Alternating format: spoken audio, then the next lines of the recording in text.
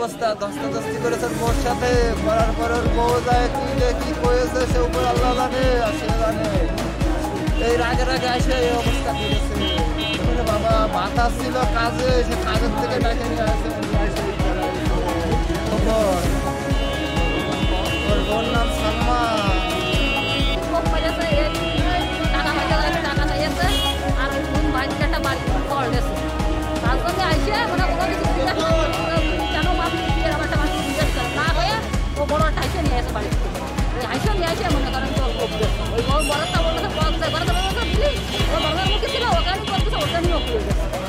তারপর আমরা কয়েকজন